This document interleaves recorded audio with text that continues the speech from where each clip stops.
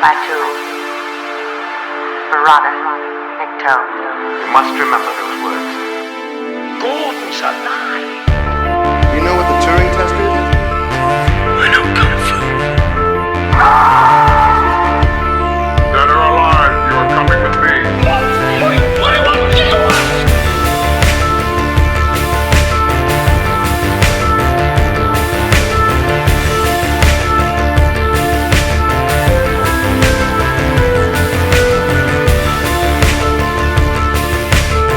My God, it's full of stars.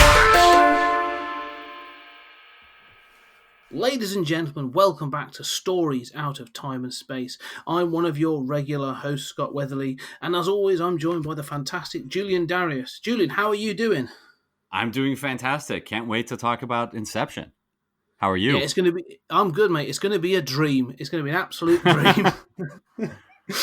Yes, that's right. We are. We're talking about Inception.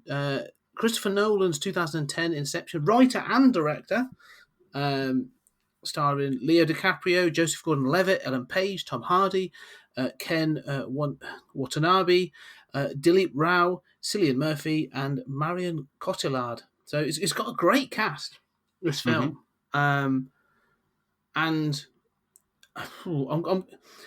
it's one of those films I'm going to quickly say is I'm going to quickly do a plot summary as well in a sec, where I actually thought the plot was a lot more complicated than this when I first saw it.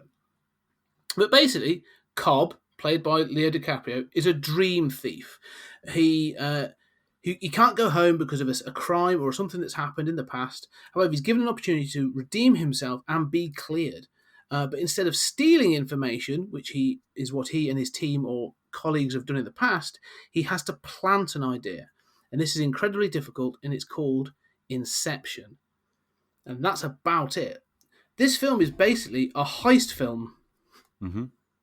And I'd forgotten sort of like that's really what it is. But yeah, so came out in 2010. What were your first reactions into this film? What's your first thoughts on this film on Inception? Well, I was already a fan of Nolan. You know, I was and I still am a huge fan of The Prestige. Obviously, Dark Knight came out, and I remember leaving the theaters understanding this had changed superhero movies forever. I still think it has, and nothing has remotely compared to it. And then Inception was coming out. I think that first of all, I was thrilled at the idea that a non-franchise film got this kind of attention. And could do this kind of box office, because this did 900 million almost. To this day, I think that was absolutely amazing. You know, I mean, in this endless sequels and franchises and reboots and all of this nonsense, here was a new work that did that kind of bank, and that work was intelligent. And I feel so alienated from so much of popular culture, which, seems to be more meme based than based on any kind of having something to say. And, Nolan is a master at sort of doing something that merges the blockbuster and the sort of action spectacle with intelligence. So, with all that said, I went in and my first reaction was I liked it. But that sort of, and I think it's a brilliant idea, that dream heist plot was paramount for me. And I thought, I get some of these deeper themes and some of these other things, but I liked it, but I wasn't as impressed. It didn't blow me away. And now it blows me away. What was your first impression, and how has it changed? I think we're going to meet at a crossroads on this one, because I went in, and it's one of those again. I became a Nolan fan through Batman Begins. Hadn't really sort of watched anything, but after that, I went and watched Memento, and then obviously sort of The Prestige, and then after that, I've sort of watched pretty much all of his films up to date now, really. And I always find his films fascinating. I always do think, as you say, he sort of manages to sort of bring something really interesting to, like you say, for intents and purposes, this is a heist film, but it's got amazing spectacle, and there's actually something at its core that's worth discussing and worth saying. And I think that runs through pretty much all of his films. But yeah, I came out, like you said, of the cinema blown away. Like, oh my god, I can't believe they've thought to do that. Like, there's so many scenes where I was like, oh my god, that's incredible. That's really, that's blown my mind. I've got to think about that. I've got to go back and think about this. And there's some concepts about, we'll get into it, like how the subconscious, like time moves differently there. And so like 50 years can be held in a couple of hours and all this other stuff. I was like, oh, this is really cool.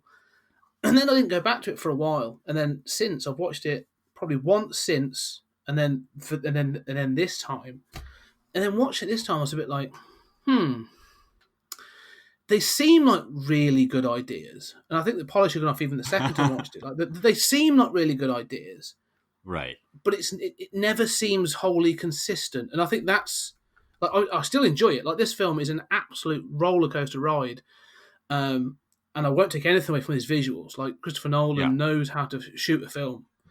But there are certain moments when I was a bit like, he doesn't want to explain that, does he? Okay, we'll roll on from that. We'll move on. He's got a theme that he wants to stick to, and there's other bits that you're probably not supposed to worry about a great deal. But it's still a really, really good film. But I can't say that I still think it's a masterpiece like some people do. Well, you're absolutely right. And when you think about it, the world in which this takes place and that whole dream heist narrative, while a cool idea, is utterly absurd and preposterous. First of all, you have to believe in this technology that allows people to enter another person's dream and also share dreams. And also you have to believe that these dreams are stable things. I don't know about you, but when I dream, they're not necessarily stable. I'll forget what I was doing and I'll turn around and somebody is transformed into somebody else, and usually in film, that's not the case. Usually in fiction, that's not the case, which is, that's true of like Sandman and comics, for example. It's not just Inception, but you have to believe in the stability of that dream for any of this to make sense, because then you have this absurd idea that your brain, like your biological brain speeds up when you're dreaming. Like, I know that in dreams you can sort of like fall asleep and from the clock you only slept for 5 minutes, but it seems like it was hours. Okay, that's weird. But your brain wasn't processing at a super fast speed, right? I mean, that's a psychological thing. So all of that is sort of silly business. Although the dream heist idea is evocative and cool, right? It is, and I love this idea, and I like the fact they don't really bother at trying to explain the technology. It's just like, we've got it, move on, and I'm quite comfortable with that. I mean, that's sort of just a sci-fi trope of like, we have this technology that allows us to do this. I like the fact they try and give it some semblance of organisation. So they're like, okay, well, when we go, we've got to have an architect who can organize and build that dream. Because I think that the notion that this isn't just a dream, we're actually using that dreamscape almost as a matrix to fool somebody into believing they're awake so we can do this and that and whatever. I find that quite interesting at that level. So when you're going into someone's, let's call it level 1, and that's your first dream, the question I started to get was about this technology in particular, is when they're like, right, we can go down another level because someone's been injured here, but we've got to go down another level because they'll be all right there, or we can do this and do that in that next level of dream. And they pull out the flaming suitcase again, like, well, we've got the technology. And I'm like, well, in the real world, that physically exists and is doing something physical to you to induce that dream. Right. But in the dreamscape, like, you obviously have to have such a belief in that technology that it actually has an impact on you in a dream. And it was that point I was like, oh, okay, this is the sort of the gimme you're gonna, this is the thing we've got to give this film. Like, I'm gonna accept that yes, they can do this and they can go through the different levels all the way through to your subconscious, and they can pull out this silver suitcase at any point, and it's a bit of a sort of get out. Oh, we're going to the next level. and that's it. It feels a little silly, but it's one of those I'm happy to roll past for the most part. Yeah, I mean, I agree with you. I think you're absolutely right that one of the silliest ideas is the idea that, you have to use the suitcase in the next level, because, you think about that, the whole point is that they don't know that they're, going another level deeper. Well, if they don't know and they're the one doing the dreaming, then how does this technology have that kind of power, even if you believe in it? Mm.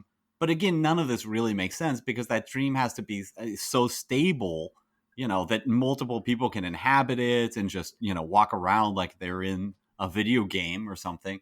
Yeah, I mean, none of this really makes a lot of sense. But I will say this, it's basically the ground rules, right? It's like when you go into a superhero movie, okay, superheroes exist, guys can fly and bullets bounce off them. Okay, you have to accept that. And traditionally, narratives are supposed to give you basically upfront what you have to accept, and then you're not supposed to introduce like halfway through, like, oh, by the way, there's magic in this universe, and I have a magic wand that will save the day. You're not supposed to do that, and I think this movie does a pretty good job, and better than most blockbusters, of doing that. You do sort of find out about limbo and about this like descending multiple time thing going on later on, but it sort of flows from this original idea. And so the traditional suspension of disbelief applies, and I can roll with it because it's what it allows you to do is sort of fun and evocative. Yeah, and I think you're right. I think, and that's Nolan's one of his true skills. Is, you're right, that he sets up the ground rules. He sets up like the MacGuffin, and then he'll stick to it. Like there is no way they don't halfway through introduce a new technology luckily I had this in my back pocket. So yeah, there is no get out in that sense. But that's what I'm saying, and that's I think why I'm so willing to roll past it, because I'm like, okay, you've sort of set this up early. I mean, they spend the time introducing it by introducing Ellen Page as an architect. Mm-hmm. So they introduce that notion of and they actually go into a dream world.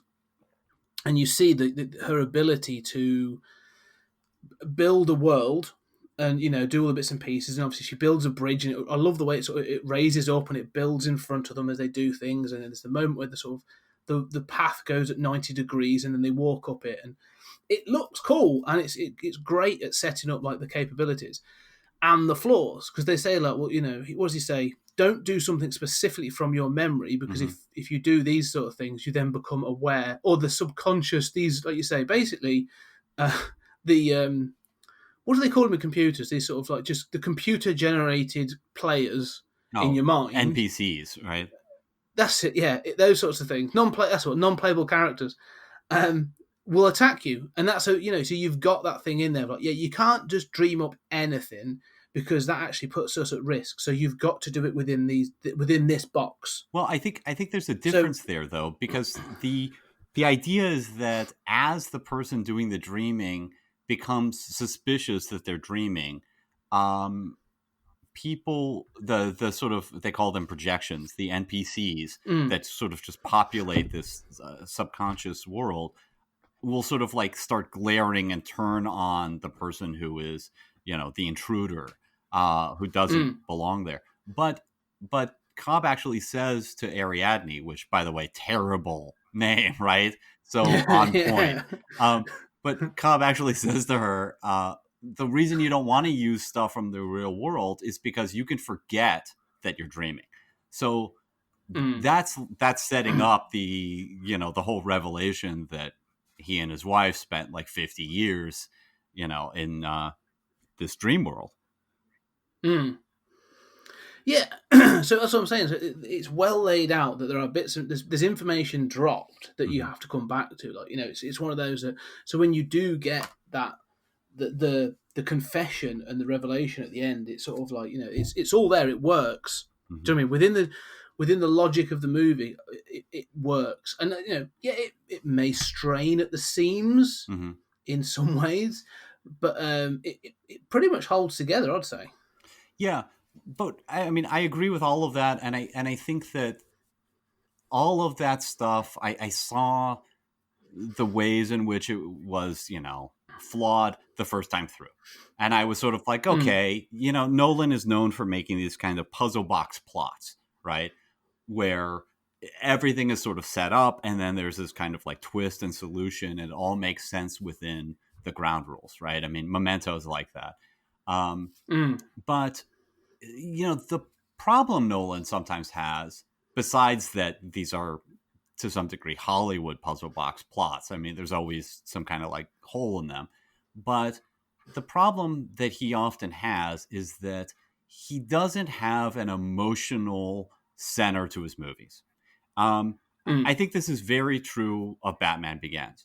Batman Begins is incredibly well put together. I wrote a book about it, but I don't watch it and fall in love or really feel emotionally gripped. I sort of watch it and I sort of cerebrally think, oh, I see why you did that. That was smart. And I think a lot of Nolan stuff is like that. And over time, what has changed in me is that the Dream Heist plot, while evocative and cool, is less interesting to me. All of the spectacle of like Paris turning, Doctor Strange obviously ripped that off and had nothing else in that movie that was remotely interesting. But, the whole idea of like Paris turning on itself and all of these just awesome spectacles of like a fight in zero gravity, which they did with real physical effects. Like this is all really amazing the first time through. Now I have almost forgotten between viewings all of those elements. And what I love about this movie and what makes this movie so meaningful to me is that it has an emotional core, and that the story of Cobb and Maul is so profoundly affecting to me. I cry every time I watch this movie, and I think, Cotillard totally steals the show as Maul. And so all of this stuff that like people don't remark on about Inception, they like the action, they like the spectacle, to me is like, okay, that's there. That's good. It's got these problems that we've already talked about. It's another sort of puzzle box plot, but this one, unlike most other Nolan films, has this just emotional through line that knocks me out every time. It's interesting that, because I think that was one of the things that sort of stood out. There was halfway through watching it this time, it just popped to my head, and I was like, "There's an element of this. There's actually a ghost story." Mm-hmm. It fit, like Nolan has sort of he's got that big spectacle sci-fi film in there, and I there were certain things I will comment in a bit that I do really enjoy about that.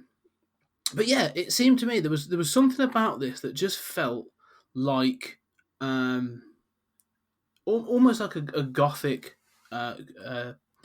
ghost story. This idea of Mal being there, and she exists solely in this dream world because of Cobb, and she manifests as his guilt for what happens, or what has happened. And I love the fact that there's the deeper they go, the more like she has more not control, but like more abilities and more more sort of like she's able to gain more control and sort of interact with them more. And so, but also the things like Cobb can't know certain things because everything he knows, she knows. And it did it even before that sort of the revelation, which spoilers we're going to get to, about why she's there and what she's doing there. Is before that I felt like she's just there as some spectre. She seems to just hang over everything, and I really liked it this time. I was like, wow, actually, like before that plot element never really struck me until the end. Mm-hmm. But this time I think maybe because I do know it, even like from probably the sort of the second act and stuff onwards, I felt like she just sort of hangs over the plot like this sort of spectre, and it was really interesting to me that like, oh yeah, she's just in. Like I say, Marion Cotillard isn't in it all the time, but like the threat of that is there. And I kind of like that. Yeah, I agree. I haven't thought about it as a ghost story, but of course you're 100% correct. Literally she is a projection, and she's a projection within this dream world of his guilt and his unconscious. And there is this way in which the film is a haunted film, I'm I'm less impressed with the spectacle these days than I am with those haunting aspects.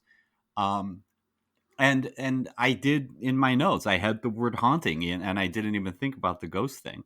But the sense of regret, the sense of loss, the sense of um, knowing you were responsible. It's yeah. Well, that's one of the things I have to say is like it didn't really strike me before. I think because it's been a while since I watched it, and it came as a bit of a gut punch that you obviously there are certain things that I think that are glaring. If you've watched enough films or you've read enough stories, you can go that's coming. And so I knew there was a revelation coming about this, especially when he's always said, "Oh, I've done Inception before. Mhm. I know it can work." So that it's that Chekhov's gun, isn't it? Like, well, if you're telling me it's worked before, then that's coming back to this plot. So I knew it was going to come back in some way, and part of me couldn't fit because you see an old Ken Watanabe at the beginning of the film. Mm-hmm. So part of me was wondering, like, did they do it on him? And I was trying to sort of work my way around it and all this other stuff.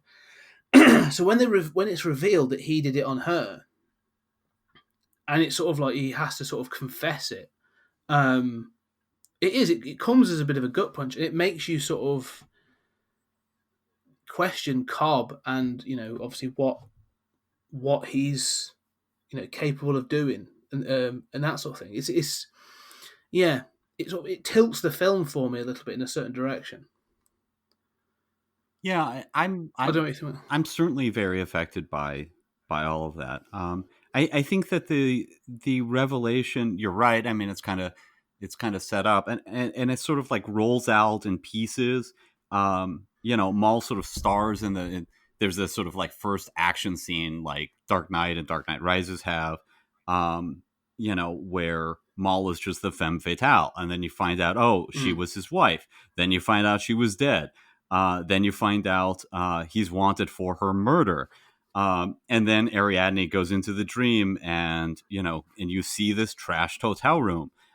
You have these repeated sort of images of her in that dress, her with that window.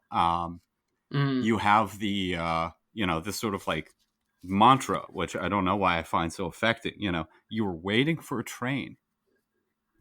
A train that will take you far away. You don't know where it's going.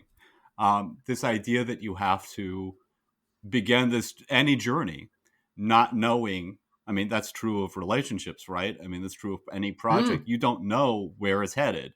There is this kind of leap of faith. And ultimately you find out that the way they left their 50 years in limbo, in accelerated time, was laying their heads on a train track as the train came and crushed them. Which is terrible, but at the same time, so painfully beautiful.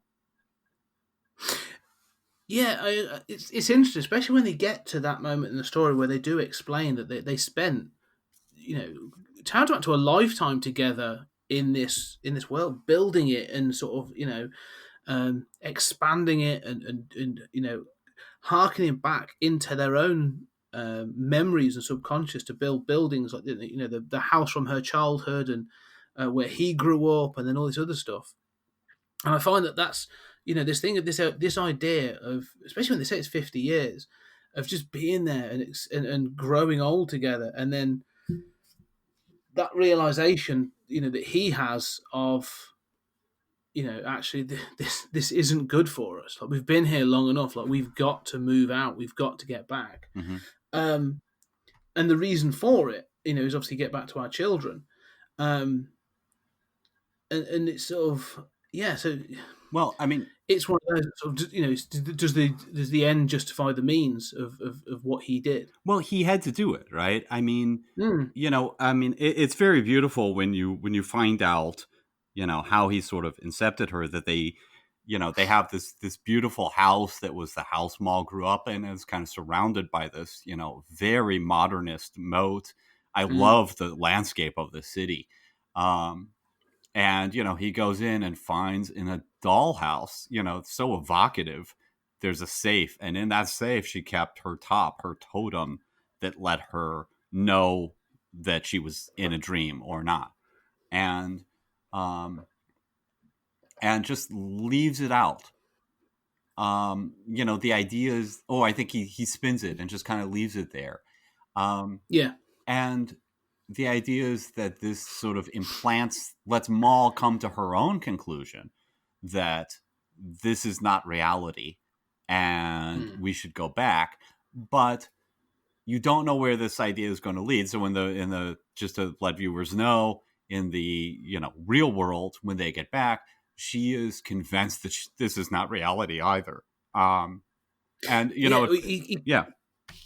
he calls it a disease, doesn't he? He sort of says it sort of infects, it spreads. Like that's the problem with an idea that, and I love that. I love that notion that he was like, the problem with Inception is once that idea has been planted, as you said, like you don't know how it's going to grow.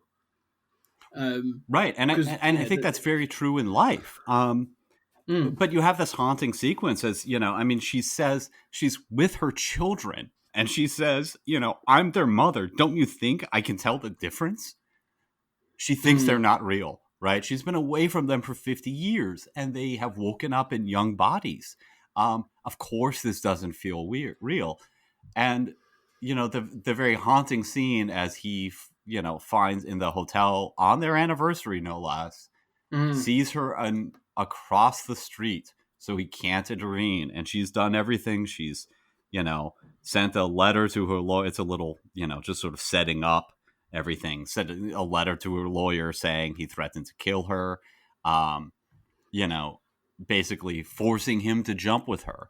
The horror of this, also of dealing with mental illness, right? Like looking across the way and seeing like, I cannot convince you this absurd thing that you believe isn't true.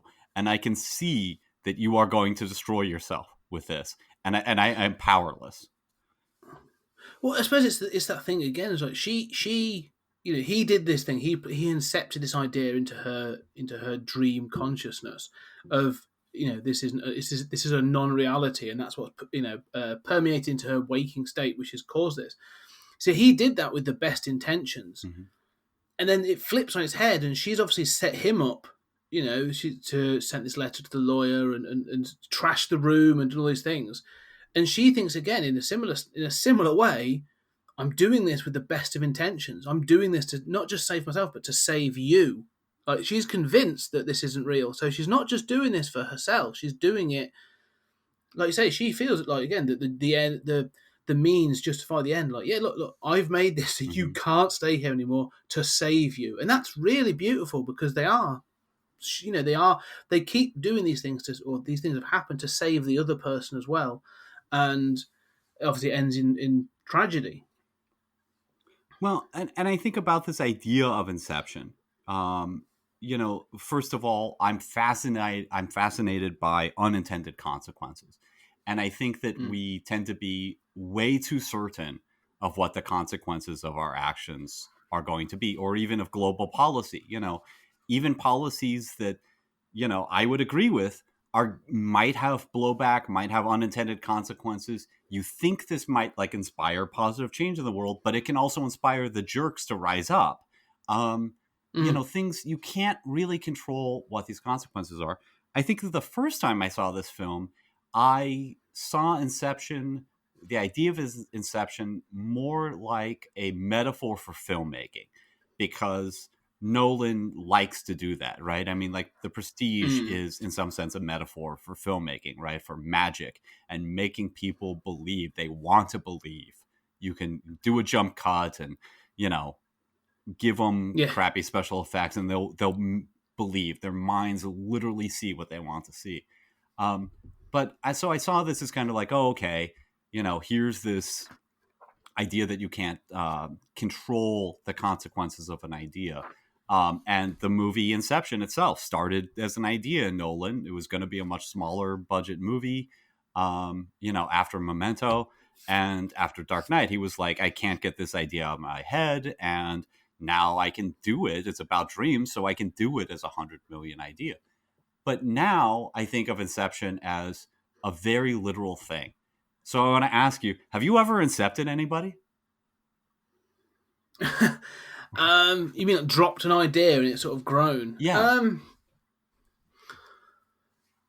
I don't know. I mean, it's very possible. I like to incept the idea of certain people to go away and leave me alone. Usually at work.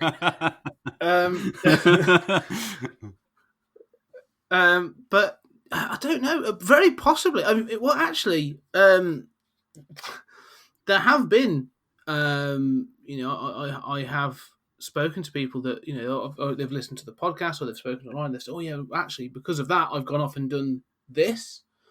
So it may not be me intentionally incepting an idea. I haven't placed something in someone's head, I suppose, but they come out of conversations. I don't know. It's an interesting one. Do you mean intentional inception of trying to place an idea in someone's head? Yeah, I do. I know that sounds Machiavellian and terrible, but it seems to me that we do this, and I have done this and been the subject of this.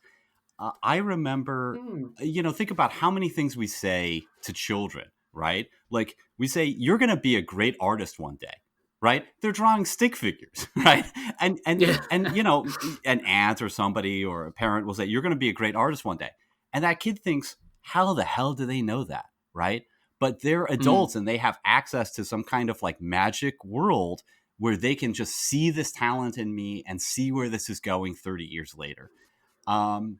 And you just kind of believe that, even though this might have been just a passing comment, right? But it's said as a prediction, and those predictions can sometimes really be haunting. I remember my whole family is overweight, and my grandmother would tell me. I look like I'm adopted in photographs, right? Because I'm like a skinny dude. And my grandmother said, don't think you're superior because you're skinny now, but when you're old, your brother's going to be skinny and you're going to be fat. And it's like, why would you say this? This is so insane. But it helped lead to an eating disorder. Grandparents are such loving figures, aren't they? I mean, I have, I'm not going to drop my grandparents. I might do, but no, my nan used to say to me, and this was when I was a teenager. So like I say, that time in life when you are sort of struggling with certain things like this, would say to me, you'd be really good looking if you were 3 stone lighter, and you're just like, yeah, well. That's direct. Thanks, Nan. Right, and then it kind of haunts you. You can hear that voice. You think, what did they see? What do they know? Because we can't see ourselves, right? It is fascinating because I work. My day job is a project manager. I've worked for multiple companies, and one of the things that is obviously key is stakeholder management. Is satisfying your key stakeholder, but then bringing everybody else on the journey of making the change journey, as they call it, and all that sort of stuff. And one of the key things, having said that, having what you've said, actually jumped to my mind is one of the ones we fall back on is if a stakeholder or someone isn't on board, but you want them on board, is you sort of shift their thinking by making them think it was their idea. Right. So you'll do certain things, and that idea you say about Machiavellian is you'll think, okay, so where do I know I can speak to them? They don't want to talk in a formal meeting, so I'll bump into them in the kitchen, or I'll bump into them in some sort of communal area or whatever, and we'll have an off the beat conversation, or I know I can make sure they see certain information and data, and then they'll come back to me and go, oh, I've had this idea, and you go, really brilliant, I'm glad you're on board. And I know people that are very, very good at that. And to worrying degrees, I suppose. But like you say, and that's what it is. Inception, isn't it? It's that idea of saying, "Well, look, they're not on board now. They're not going to do what I need them to do. So I need to put these things in place, right, to make sure that actually they are on board and are doing what I tell them to do." So, it does happen on a day-to-day basis. Yeah, and you're talking about Inception as like a corporate policy, But then what happens when they are on board as a stakeholder? They get invested, and maybe that works out, and yeah, all of that benefit, that's because of me, jerk, Mm, or it yeah. doesn't work out and you think, oh, wow, I, led them to do this for my own benefit or, to get a bonus or something. And, and now they're bankrupt or whatever. Well, I mean, the notion of ideas is I find interesting anyway.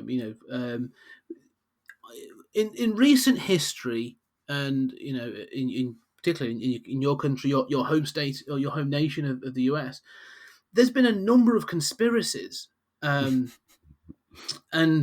you got like QAnon and Pizzagate and all this other stuff that like God. people take like as fact. There's Sure. people that will repeat it as fact, and you're sort of like, there's no evidence of this. There's no, and that's the problem with a conspiracy, is that no evidence is evidence, isn't it? That's the big problem. You can never disprove a conspiracy because lack of evidence becomes evidence.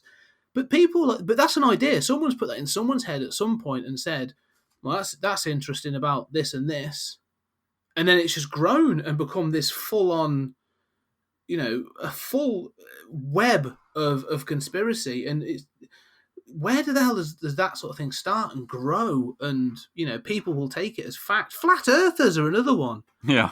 where you think there's hundreds of years of investigation and science that shows that the Earth is round and in space and rotates around the sun, and people are like, no, don't believe it. I can't believe it because I've done my own research. And you're like, oh, where has that idea come from that we've taken that 500-year step backwards? It's Well, it's yeah. mind-boggling and it's disgusting to see. And obviously, we sort of live in a post-fact society. I mean, I will say that this idea of just kind of like repeating the lie often enough is different from Inception, because in the Inception, it's supposed to be their idea, right? But we Mm, do see, exactly as you say, I mean, people believing this nonsense. And I often hear like, well, I'm not a scientist, I don't know, or I don't believe that they really know what they're talking about anyway. I mean, you saw this in like Brexit, you see it over here, mm. this attack on the very concept of expertise. And it's like, well, because those engineers have been wrong before, they must be, I just can't trust them ever again. These tax Mm. experts, they've been wrong before, I can never trust them again. So Joe down the street who says that they're in league with lizard people from outer space, I don't know. Maybe that's as legit as the tax expert. Yeah, I suppose that's it, isn't it? It's that you say the idea doesn't have to be supported by truth anymore. It can just be supported by almost like a gut feeling, and because Jeff down the pub has told me it's true. Yeah. I mean, I do want to say that I have done Inception before. Like you said, with sort of like the sneaky way of doing it, in the around the refrigerator instead of the boardroom or what have you. Mm. It's like somebody comes to you and they've been assigned a project and you don't like them, they're a dick, and you say, well, just remember that um, there'll be another chance if it doesn't work out, and I'm proud of you, and if it doesn't work out, we can always try again. And they were like, well, I'm going to be successful. What are you Yeah, saying? And it's the fact that you're supporting them and you're saying something that expects them to fail that sort of like gets it into their head. Oh, I might fail. I had a friend who sort of, is not my friend anymore, but he could be very terrible and mean in an odd way. And he had been mean to me, and he was going to Europe for the second time, and he had just been very mean to me, and I knew exactly what I was doing. And I sat there at a bar with him and I said, um, it's so awesome that you're going to Europe again, because we had been in Europe together the first time that he went as part of a study abroad program. And I said, it's so great that you've got this opportunity to go there again. Of course, the second time is never as good as the first. And I could tell you from experience, it can't compare. So it's really easy to look at everything and the negative way. But it's still good, and you'll learn from it, and you're gonna have an awesome time. And I can't tell you how much I support you in this, and good for you. And I knew that I was dooming him. I knew absolutely what I was doing. I was getting revenge. Yeah. But I suppose it is, isn't it? It's one of those things of placing that, I suppose, elements of doubt or confidence in somebody's mind, and that's, like I say, letting it grow. Is I like I love the fact you did that. That's fantastic. But going back to what you said about children is another good one, where you sort of say, that laying of confidence of saying, that's fantastic, well done, or that's a really, you, like you say, oh, you're really good at that, go and why don't you go and try this or something, and then, like you say, place it in their mind that actually, that's something I want to do, and go and is interesting. I mean, that's sort of, I suppose, what teachers and those sort of mentor figures are supposed to do, isn't it? Is put those inceptions in children's minds to let them grow, and I think in many cases now it's almost the opposite, isn't it? I suppose for many in the education system, it's like, no, you are good at that, but let's be honest, you're going to get stuck in the corporate rat race anyway, so I wouldn't worry about it.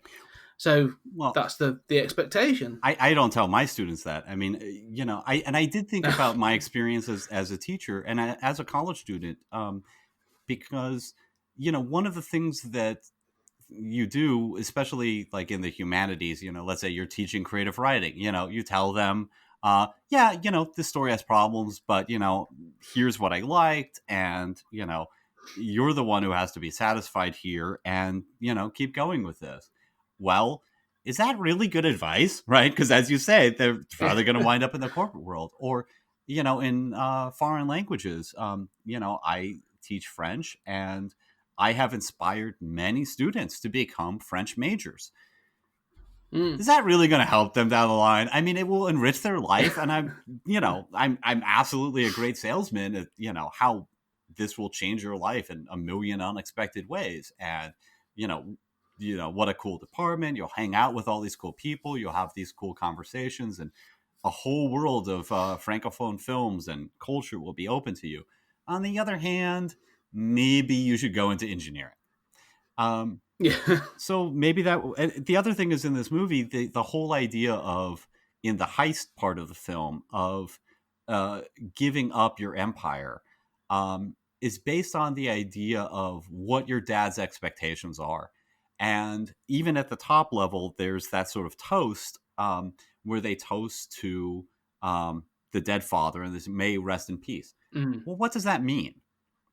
What does it mean to say, may he rest in peace? Does that mean this is my father and he's a titanic figure and I must follow in his footsteps? May he rest in peace, the great man. Or does it mean he's dead? May he rest in peace. I don't owe him anything anymore. And it seems to me that the dynamic with Cillian Murphy is very similar to the dynamic as a student, where you want to please a teacher. And in every literature class, you kind of have to figure out, does this teacher just want me to regurgitate what they think, or do they want me to fight with them smartly?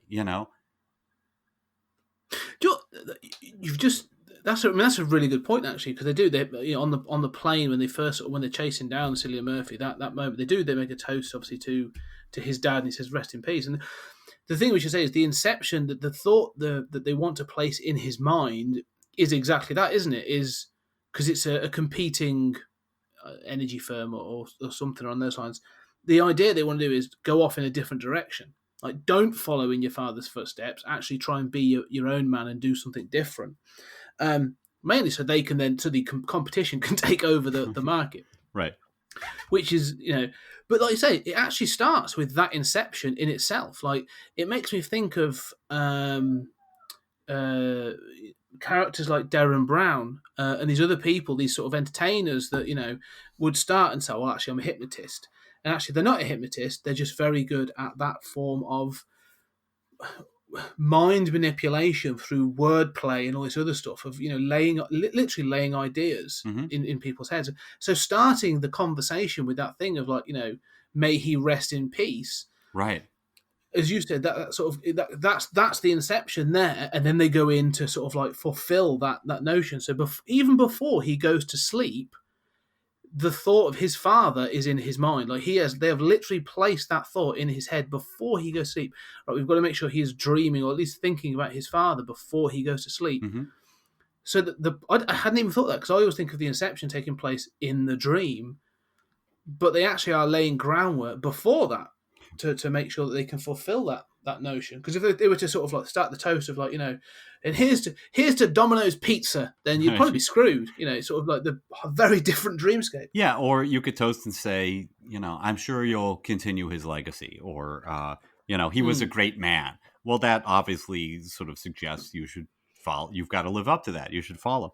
But then in the first level, they, on level 0, there's like, may he rest in peace. Well, how do you interpret that? And then in the first level, it's that the idea that there's a safe that he didn't know about that, contains an alternate will that will split up the business. And it's like, well, why would you do that? You go a level deeper, and the lawyer says, Browning says, oh yeah, that was a taunt. The idea that you weren't worthy of running the company, right? So even at that level, like, they're telling him, this is a bad idea. Like, now you know what this is, but it's your father making fun of you.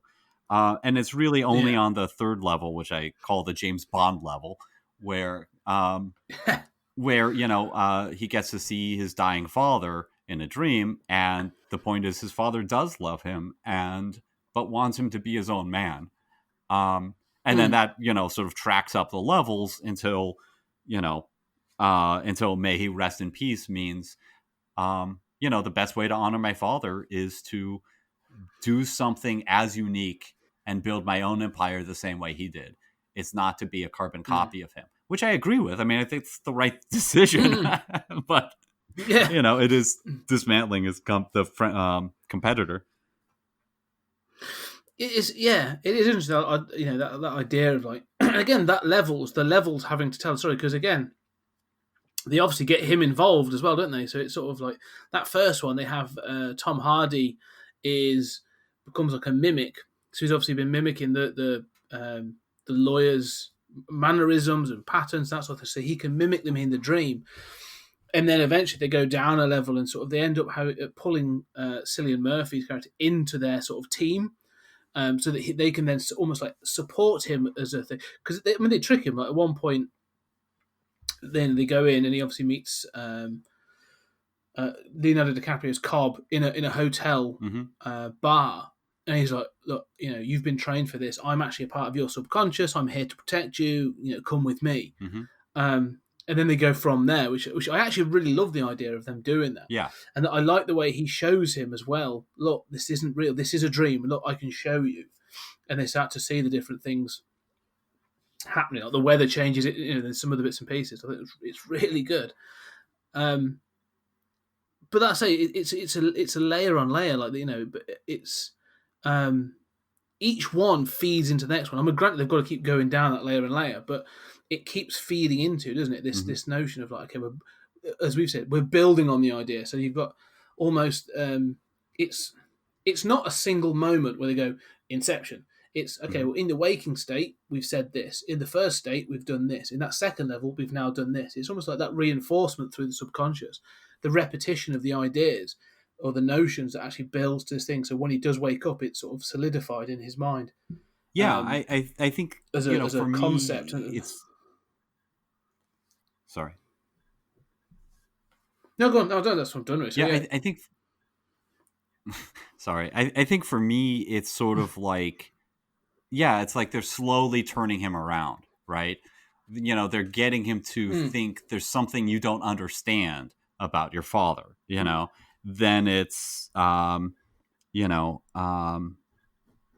this is breaking up the company, and it's sort of like slowly turning, getting him to do a 180, just by degrees. And I quite like that. Although I have to say that level 3 James Bond level is just has always been by far the most disappointing. You're talking about the hotel level and how they pretend to be unconscious security. That's awesome. The first level with this van flying off this bridge is awesome. That James Bond level, it just seems like, okay, I get it. Nolan would do an awesome James Bond movie, and he brought that to the Batman franchise, that level of realism and action. But it really is a very disappointing level, except for, the dying father. And it also undoes the whole point of having Ariadne there, because she's there as a maze expert, and they're like, oh, we don't have time to use that maze. Let's just use that ventilation duct to bypass it. Okay, well, she's really there as a confidant to Cobb rather than for her skills. It feels so I know what you mean, because as well, the other thing is, it always feels, even though it's in a dream, it feels grounded. And then, like you say, to jump from that hotel to, I love the idea, like you say, the James Bond thing, the attacking, the snowy fortress and that sort of thing. It feels so different, and everything. It does, it sort of stands out. And like you say, great action. And I think, like you say, when Nolan does action, it looks, it looks spectacular. It looks excellent. But it does, it feels like, it weirdly feels separate. Yeah. And I think that's one of the things I sort of, that's, again, I'd say one of the, disappointment's probably the wrong word, because I do really enjoy this film, but I totally agree that segment, you sort of like, oh, okay, we're doing this now. And great, I understand that's dream logic, but like you say, you've then built in this architect, you've brought in this architect who has got to pull things in from different experiences, and she's sort of saying, yeah, I've built this mountain range and this snowy fortress and everything that's inside it, and like I say, they have to bypass it. But you're a bit like, wouldn't it be easier just to have an office building or do something else that would have just made this a little bit more, a little simpler? I don't know. But no, I agree. And I think that, in retrospect, I often find the action sequences the most boring and disappointing parts of this movie. You can kind of see how, like, oh, okay, level 3, the bottom level's got to be an action sequence, because this is $100 million movie, and you're trying to get people to come in to see, a French star in a movie about dreams.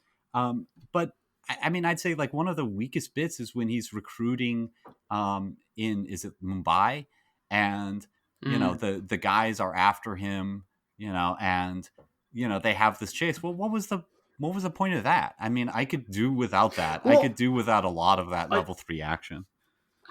I actually, there's two things actually about that. Is that thing, like you say, you're right. It's almost like, someone's looking at the clock, someone's reading I bet it's a producer or someone's looking at the time on this and going, all right, time for a big action scene again. Yes. Time for something special. Time for something special. It would not surprise me if the original intention was something a lot less, crazy and sort of say bondified. But it looks fine. It does feel a bit out of place, and it does feel a bit silly. But one of the things I do find interesting is that thing about they do actually utilize the notion of dream in some of the levels. There's one bit when they've been chased in the van, and Ken Watanabe's been shot. Mm-hmm. And Joseph Gordon-Levitt grabs a gun and is firing at someone who's sniping at them from a roof over the way. And Tom Hardy steps up and is like, "You need to dream bigger," and pulls out a rocket launcher. And I'm just like, that's really clever. Like, that's funny. That like he's like, we're in a dream. Why have you thought of an AK-47? I've got this. I've sort of got an Arnie sort of reject. That moment I really liked. So it's that sort of thing. Sometimes they have those little moments where I'm like, actually, that's quite clever. That's quite interesting. But the thing about them being chased in Mumbai, again, because I thought it was a bit odd. I was like, oh, this feels a bit, like you say, almost like Jason Bourne. Do you know what I mean? So, okay, time for a running scene. Mm-hmm. But then it gets called back to, isn't it? Because at the end, when he's confronting Mal in his subconscious, she actually, and this is because obviously this is his projection, projecting back at him, saying now, well, how do you know it's reality? Are you this international thief? Yeah. Being chased by shady organizations to do these things and that sort of thing. And you're like, yeah, actually, Mm-hmm. why were they chasing him down in Mumbai? Is that just a part of his subconscious or his mind making these things up? To sort of fuel the the notion of him being under threat and unable to go home. Is that why? And so that's to me one of the first moments where that leads to the stinger at the end of the film, as it were, where you do sort of go, was she right? Yeah, I think that dialogue is brilliant.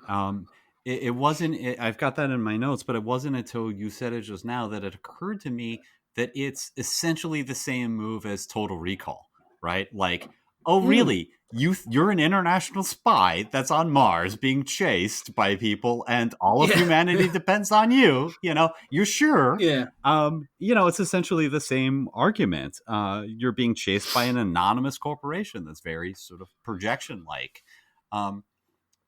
So, I mean, to get to the sort of famously ambiguous ending, at the end, he, is back with his family. You see him going through customs, and he goes back with his family, and you see his father takes him home, and you see him reunited with his kids. But before the kids come, he spins the top, just like, okay, I'm home. This is just a perfunctory, let's make sure it's not a dream. And then he sees those kids, and he's so distracted by those kids that he goes over to them and just instantly forgets about the top. And famously, the movie ends with a close-up on the top that seems to start to wobble, question mark, and then you just cut, right? You don't... Now, if it falls, then he's in reality. If it doesn't, then somehow this is still a dream, and maybe... Was it always a dream? I mean, if you believe Maul, or maybe rather than really being able to just magically wipe the slate clean with the U.S. government in 20 minutes, right? Like, I just have to call the right people. No, I was going to put you in a dream where you believe that. What do you think about that ending? It's one of those that the last sort of the whole sort of third act of the film gets called in. Well, the whole film gets called into question, doesn't it? Because the whole film is set up when Ken Watanabe's character says to them, sort of like, "I've got a job for you," in put a team together to do this thing. And so you're sort of thinking, okay, so if you have followed through, and if it's one of those horrible things of sort of like, almost like Dallas Dynasty kind of level things of you woke up and it was all a dream, but if this whole thing is just a dream, it's a nice controversial ending, but it feels like a cheat. In a way to me. I'm sort of like, okay, so he's done all this and he's obviously with his kids, but so is he? Because obviously time moves differently. So you see that moment where obviously Mold, she jumps, and that's the tragedy at the heart of his guilt and sort of thing. But there's a moment before that when you see they come out of the subconscious and they're both lying on the floor in a sort of like a mattress in a shabby looking room or whatever. And so you sort of, you're thinking, did that still happen, but he never came out through the layers? Right. Is that so? Is he still there? And it's sort of like, because it's never placed in context. I know that's the point, sort of thing. It still feels like a bit of a cheat. Like, but then also I'm like, okay, so has he orchestrated all of this to, give himself some sort of meaning, objective, something like that? But even then, I'm like, okay, well, he's still calling it himself into question. I don't understand. It's sort of like, it feels so convoluted for it to still be a dream. Yeah, I agree. That, I don't see the purpose of it. Well, because the other thing is, it feels like if it is still a dream, he doesn't want to wake up, but he clearly wants to get back to his kids. So it's right, unless unless the corporate guy who Saito, who wants to who has to make this call somehow has put him in. But I agree, you have to do a lot of kind of legwork to figure out how it would still be a dream, unless it's been a dream all along, in which case, like, who cares? Yeah, I mean, it doesn't really make sense that it would be a dream. And Nolan has said he prefers it to not be a dream, and other people have said like he wears his wedding ring in dreams, but he's not wearing it in reality, and this is reality. I think that the point is sort of that it is more interesting having this ambiguity. And if you're doing a movie about dreams, you know, yeah, you never totally know. In fact, that's basically said several times in moments that are pretty evocative for me. But I think that, you know, Nolan has said, I'm a parent. And as a parent, I really want that to be true, that he sees those kids again. And I think that for me, what works about that top at the end isn't the cerebral exercise. It's that he's with his kids and he's able to see their face again. It's been so long he can't remember their faces, which is painfully beautiful and true to me. And you see him reunited, and I feel how much that means to him.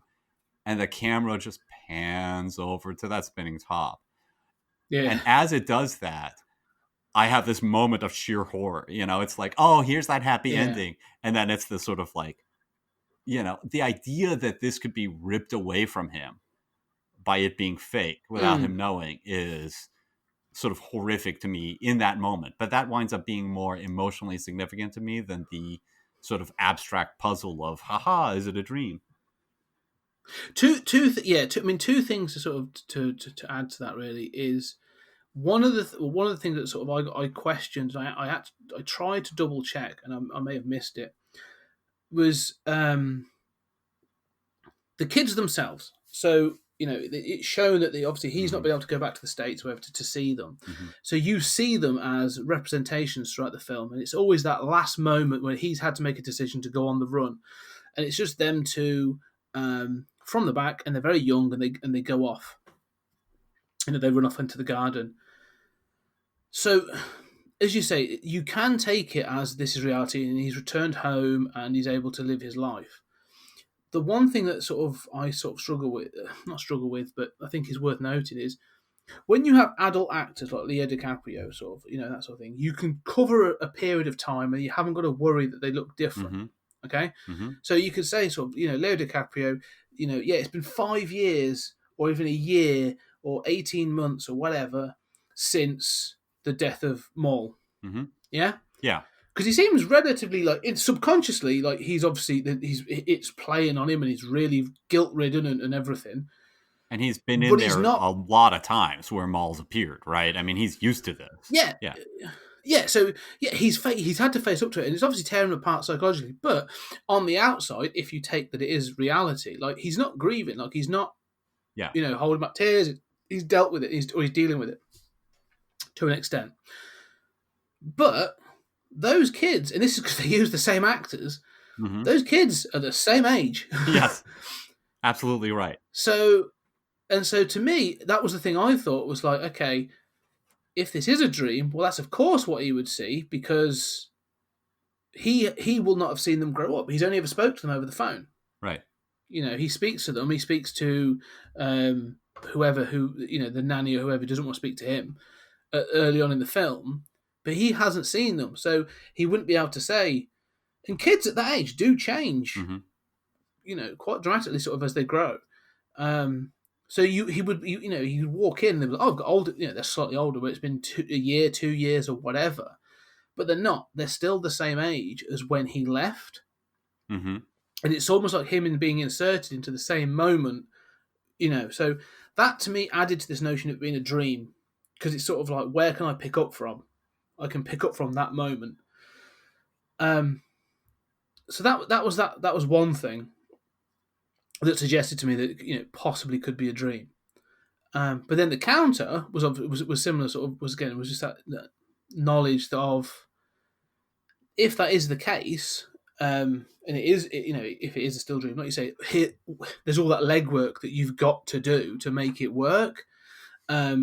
And so, sort of like, it actually does seem to work better. The logic that has been put in place by Nolan throughout the film, as you said, like the ground rules, work better if it's reality at the end of the film.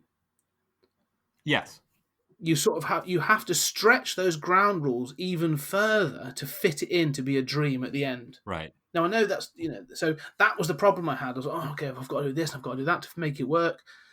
So Well, I can to add to your argument that it might in fact be a dream at the end, although I agree that it's hard to get that to work. You're absolutely right about the kids. We also don't see their faces. He just goes off and you see from behind. Presumably he sees their faces, but we don't. So it's not like, oh, this is reality. They're taller now and one's at a growth spurt and now I see their beautiful faces again. Well, we're not really sure. And then also, where's that nanny? That nanny is like, I'm going to not let you talk to your kids for too long. You're a deadbeat dad. You're a murderer of their mom. Where's that nanny go? I don't know. I mean, there is some evidence, but as you say, you can't really get it to work that well if it's a dream. It feels a little bit like the Deckard argument again with with Blade Runner. You can make it work both ways, but sometimes you have to stretch things to go one way rather than the other. Mm-hmm. And I quite like that because that's sort of the point of these films, is to have those debates. But again, like I said, for me, I find it more emotionally satisfying. Maybe it's because I'm a bit of a sap, but I find it more emotionally satisfying that no, this is reality and he's actually got an opportunity to redeem himself. That's sort of the point of the film. So yeah, I do too. I definitely works emotionally. On the other hand, there are these times where, given the fact that the plot, certainly the plot that I care the most about, is him letting go of Maul, the love of his life. He says, we did get a life together, and I've got to let you go. I've got to move on. The pain of moving on, including from somebody who is undoubtedly the love of your life, is very real and very painful. On the other hand, there are moments where you think, yeah, why can't you stay here? If you could imagine those kids and live with Maul, down in limbo and get another 50 years, why not? Maybe you'll miss your kids for another, year or, 2 months or whatever really passes in the real world. But, take another 50 years and you'll know Maul's not real. You'll know those kids aren't real. Maybe that'll haunt you. But there are moments, are there not, where you sort of think, yeah, I'm not sure that something being a fantasy here necessarily makes it less real. Well, I think, with it being a fantasy, the other thing is from a narrative point of view, that idea, because I agree with that scene at the end, when he's talking to Maul and saying sort of like you say, I've got to let you go, I've got to move on. I'm going to move back up from my subconscious and go up the levels and stuff. We've said we had to bend the rules to make this work for it to be a dream. It's one of those things that sort of if this is all his dream and he's gone down those different levels, those previous levels, like you go back to them, right. And other characters have what I would consider to be independent actions. So Cobb's going down. He's obviously unconscious at different levels of consciousness or whatever. Right. But then you've got one scene where Joseph Gordon-Levitt, completely aside from Cobb, is having an awesome fight scene in a rotating corridor. Right. So if that's still in Cobb's dream, like is he aware of that? Is that? Well, that's one of that's one of the problems with the haha, it was all a dream sort of endings. You're like, like a TV shows and whatnot. You think, oh yeah, well, clearly you're not the dreamer. I mean, like, you clearly are not imagining a million people having different adventures and stories. So you're right. I mean, any version in which this is a dream at the end probably can't be a version where all along it was a dream. And that kind of negates, Maul's point about you're being pursued by, an anonymous corporation, yada, yada, yada. It still could be a dream at the end, but it would probably be more like Saito on the plane saying, but then again, you'd say, how does he just keep everybody in an extra level of dream? I mean, how does that work? Yeah, so the level of complexity and to do it feels a bit. It's a nice tack on, but it feels like for all those people that sort of like, as you say, jump at it and go ha ha. It goes back to that level of sort of like having to keep reinforcing it, of going, okay, well, if that's really what Nolan wanted to prove, he would have been placing things throughout the right. the film that would have actually, like, the whole film could have been told from Cobb's perspective. In that case, you could have you'd have been a bit more like, well, yeah, you've never seen anybody else's perspective, only his. So yeah, interesting, but I think I stand by the fact that it's not a dream. Yeah, that it's reality at the end. I think that's more likely. Ultimately, I think it's still the right ending. It's an interesting ending. I think it's a brilliant ending, emotionally, to sort of just pan over from those kids and leave this doubt. I think it's best probably not to get too distracted by that ending and think that that's the point of the movie. Like the point of Blade Runner is, is he a replicant or isn't he? If that's your takeaway, you probably missed what's really going on, right? It's an interesting bit, but it's not the heart of the movie. I do want to mention another case where if I didn't incept somebody, I certainly emotionally connected with this story. My longest relationship was with a girl for about 7 years, as long as most marriages. And, I loved her very much. And she was, she admired me, and, she was working at Starbucks when we got together. And she had the opportunity, sort of a couple years later, to take a job at a company. And I could tell she was scared of doing it. I could tell that she was concerned that she wouldn't be able to do it, that, it involved too much sort of math, and, she had sort of breezed through her courses, and, she was socially concerned that she would have social anxiety, and she wasn't ready to come in like as a manager of this stuff. And she was leaning to not do it. But she talked to me about it, and I knew that she would listen to me. And I knew that she would grow in that job. I knew that it would be a challenge for her, but it was a safe environment, and she would grow. But I could also see in that moment, as she asked for my advice, that this would forever change our relationship. That she would grow, but she would also be making more money. She would grow as a person. She would have sort of more power in that relationship. She would have different experiences being a manager. And as our relationship got older, some of my charms would wear off.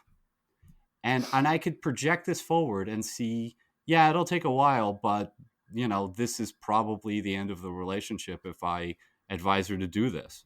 It's in my benefit to have her stay at Starbucks, right? But that's not what's good for her. And I said, yeah, you should take the job. And she took the job, and, pretty much exactly what happened, what I knew was going to happen, happened. And so there I made a conscious choice, and I knew in that moment what I was doing. It wasn't Inception. I mean, I was asked for advice, but I knew this is not in my interest. And that doesn't mean that when we broke up, I didn't feel devastated.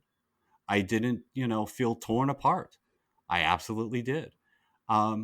So, I mean, the idea of sort of being responsible for what you say and how you steer people's lives, whether in relationships or as a teacher, and the way your words sort of impact people, especially children, is a topic that, gets me for some reason. It's not just a intellectual little exercise in the puzzle box movie. No, I totally, I understand that completely. I mean, it's one of those that, another lesson that I have learned in my life is that when you are in certain positions, I'm loath to say positions of power, but when you are in a certain position, people will look to you for advice, and you do have, that person's, or potentially have that person's life in your hands in what you say. And you can take that moment and go, what would benefit me?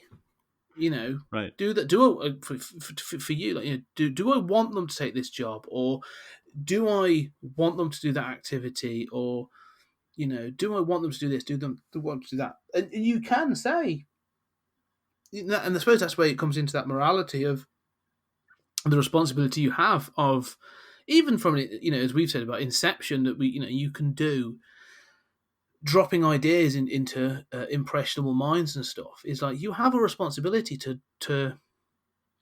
and from a moral standpoint, to do the right thing. If you can, can do that, like you say, even as simple as if someone was to come to you and, for example, say, I'm going to go for this interview, and you say, are you sure? Mm-hmm. Right. And that's just 3 words. Are you sure? All of a sudden, the doubt in that person's mind just. And I've said this before, that texting, and it's funny because I said this to someone recently about. I always say you can say pretty much anything you want as long as you're saying it in the right tone. Yeah. And that's why emails and texts are very dangerous, because someone asks you a question, you go, oh yeah, fine. And that to you is, yeah, that's fine, great, go for it. But in the text, if you just write fine, or it's a one word answer, it's interpreted in different ways, do you know what I mean? Right. They're reading this saying, so I'm always, what the hell does this mean? Yeah, I've had it where I've literally had friends sort of like show me their phone and like, what do they mean? Right. And I'm like, I don't know.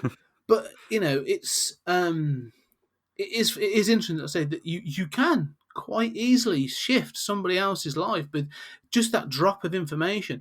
The other one I find interesting. This happened. I saw this done recently. Was a sort of senior manager sort of saying to someone, I see a lot of you in me. And it was that sort of thing of he meant it in a sort of like, almost like a complimentary way. It was say like, I see a lot of me in you, like you can go far. Mm-hmm. And that's sort of what he meant. That was his intention. Right.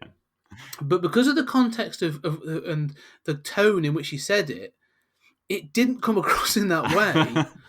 It almost came across threatening. And I had to say to him, he was like, "Yeah, I see a lot of. I see, what do you say? I see a lot of you in. I see a lot of me in you." And he said, it followed with, and I made it to this point eventually, which was supposed to be, I see, you can do this too. But what it came across with was like, I was like you, but I struggled to get where I was, and you probably won't. And that's how it got. And that's how it got taken. Right.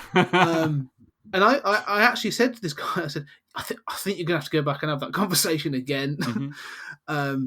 Go and speak there, because again, like I say, ideas. It can just be that one. That inception can be you just planting that little thought, and then say, as it grows, it can grow in a number of different ways, depending on how you have conveyed that simple piece of information. Yeah, amen. And it occurs to me how much, certainly of my life, and I think of everybody's life, comes down to arbitrary things, coincidences, things that are outside of our control.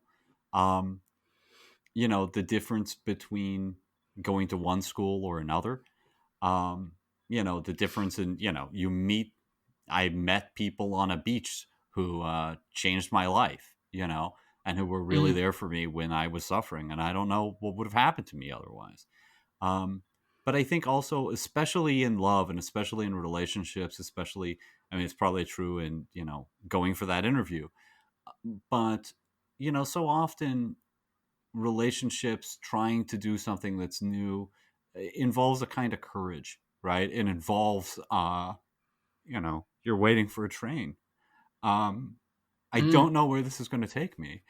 Every decision like this could change our lives, but you sort of second guess it, right? You sort of say like, well, would I really like that job anyway? Yeah, I like that person, but I can see things being bad down the line. They've got this issue, and they're probably not going to like X, Y, and Z about me. And on the surface, there are great things, but there are these things that might be a problem. Do I risk this?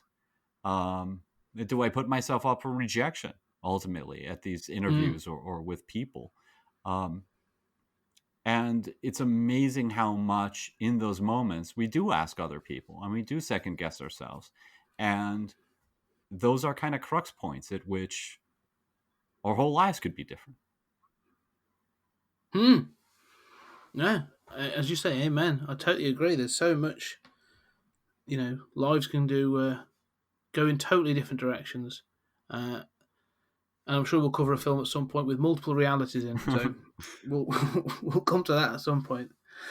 As a sort of a final point, then let's sort of put a bit of a button on it. Then, so we've talked about Inception, and as a movie, then sort of like your final thoughts on Inception as a movie. And for anyone that hasn't seen it, if they're watching it, we've pretty much dismantled it and put it back together again. So. But do you recommend this film? What are your final thoughts on the film? Oh, absolutely. I adore it. I adore Chris Nolan. I can't imagine anyone not seeing this film, right? It's kind of a staple. People expect you to know it now, right? I mean, it was literally referenced on Rick and Morty. They just expect you to know it. No, I think it's a good movie. I think if you follow my path, right, you come for the fireworks, you come for the awesome zero gravity action sequences, and you stay for the emotion and you stay for the heart. And it's got a lot of heart and it stands out in that way for me. I don't know that it's my favorite Nolan film, but it certainly has a special place for me. I can't see it without crying. So what more do you want? What about you? It's the same. I think, when I came in, I wouldn't say the polish has gone off it. I just think it's one of those films that I still think people hold up, as I say, this masterpiece in many ways, but they don't. They see it for the complexity of the plot, as you say, and it's fun. It is a great roller coaster ride, and I do enjoy Nolan films. I'm looking forward to the film he's coming out there this year. Hopefully we will talk about that at some point. He has some great takes on things to sort of, to digest and stuff. And he's able to attract fantastic cast. Again, this is one of those films that I think, it's an action adventure kind of film, big, bombastic, but as you say, it's character driven. And if you had some different actors in this, then it could fall apart. It could be a very different film. And so I think, Leonardo DiCaprio really does, should get praise for his part in this film. And many other casts. I really enjoyed Joseph Gordon-Levitt. I think Ellen Page is very good. I can enjoy this film. I just don't think it's a film I can revisit often. I think every couple of years I might, or 3-4 years, I might go back and watch it. It's really worth seeing. It's definitely something you should have as a to watch, or it's just sort of a staple film.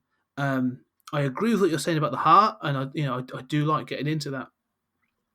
But again, I feel that sometimes it's sort of, there are moments that are overstuffed, and it probably could have been edited back a little. But no, it's a fantastic film. It is a high recommend, especially for anyone that hasn't seen it. But yeah, it's one of those that I think I was, for the first time I saw it, much like you said, because there were so many franchises and there were so many sequels, it stood out as something new and fresh and very, very interesting. And I think going back to it, it's still very, very good. And I think I will watch it, but I don't think it stands up to me, it's not sort of a masterpiece, I think, as some others have described. Well, I still stand by that. I think what you're suggesting is that, much like Starship Troopers or RoboCop, people like this for the wrong reasons. They like it for the puzzle box, brilliance. And as we've talked about, the whole setup is preposterous and even within that, there are a bunch of problems. But oddly enough, I agree with you that I am haunted by aspects of this movie. I could be just hanging out with somebody and just hear the brilliant score, just that sort of like bass rumble that he started with, with Dark Knight, that now is copied by everything. And I hear that bass rumble and I think about Limbo and that city falling into the ocean and Maul's down there waiting for me. And I feel chills, but I don't want to see the movie again. Yeah. And I agree, I don't want to see it more than like once every couple of years, which is weird. It's definitely one of those films, yeah. Because I think they say because it's one of those that you could watch again. Because you talk about the subconscious, that thing, that sort of the collapsing city. There's a moment in that. In fact, there are two shots I think is fantastic, where you see it and you see the city in the background, and you realise that all of a sudden, although it's been built over years and years and years, like 50 years of building, it's all done in rows and it's sort of repeated. So there's this sort of like there's a skyline, but it's been repeated again and again and again and again, and how sort of fake all that bit is. And I think, and just again, it's details like that when you go back and see, oh, that's really good. I like that, that moment. So it is worth revisiting. But like you say, it has an impact, but it's probably not in the way that I think some people still talk about it. People are dumb. Yeah. not our listeners though. Not our listeners. That's true. It is. Yeah. We're educating. We're Yeah. I think that's one of the things I'm taking from a lot of the films that we're watching is exactly that. Is that when you really dig into these films, that there's so much more there that that really, you want to pull out and say to people like, yeah, it looks great, but this isn't just a Michael Bay film. Like, there's more to it than that. I'm going to be covering Indiana Jones on my other podcast, 20th Century Geek, soon. And I was listening to something recently. It was a person talking about Raiders of the Lost Ark, and they threw out, and I'm not going to spoil it now because it's an idea that they threw out that just sort of, you talk about Inception. They threw out this. It was an off the cuff remark that they made on this podcast that has settled in my brain and grown into this thing. And I'm looking forward to going back and watching the film and saying, does this idea in my head play out as I think it does? And so it's that thing of now going back and digging to that next layer of dream, going down that next level and finding actually what's there. That's what's interesting to me now in these films. Well, one thing that I know, not to belabor the point, but one thing that you just said that means a lot to me personally is sort of reappraising these films. Not that people get them wrong, but kind of reappraising them in a different context, right? So like, when we did Star Wars, I mean, we both like Star Wars. It's in our DNA, but, it's not, the Met or the Philharmonic or, the artsy masterpiece. It is an awesome kids movie that is visual and wonderful and has so much influence. But, don't confuse it for Citizen Kane, right? It's not trying to be that. Inception is a smart movie, a puzzle box movie, but it's a Hollywood version of a puzzle box movie. But it has all of these visuals and all of this emotional content that people miss because they have this false idea of what it's got to be.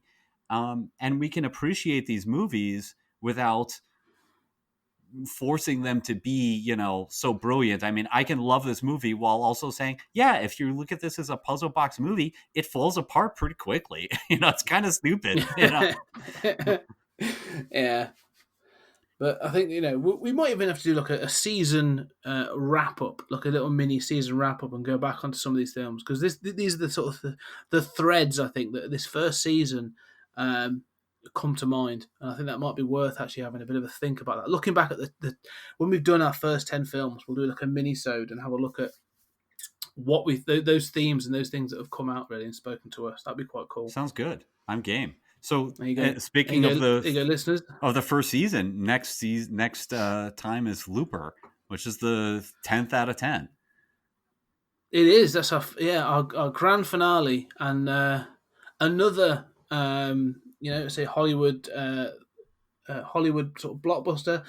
Joseph Gordon-Levitt again, Bruce Willis, and time travel, and talking about a film that, if you scratch away at the surface, starts to fall apart. I'm willing to accept that. Yeah. But yeah, we will talk about Looper on the next episode. So there you go, listeners. Before we get to that, go off and watch Looper. It's on both Netflix and Amazon Prime, and I'm sure many people have got it on Blu-ray and DVD. But yeah, go check that out before we talk about it on the next episode. And follow us at Podtime Space on Twitter. We love the That's it. Yeah, check us out. participation. Yeah, come find us and have a chat with us, and let us know your thoughts on any of the films that we've been talking about. Make suggestions about things as well. But Julian, as always, it's been an absolute pleasure talking to you about this film, about Inception, and I look forward to our next conversation. And you as well, Scott. Thanks, listeners. We'll speak again soon.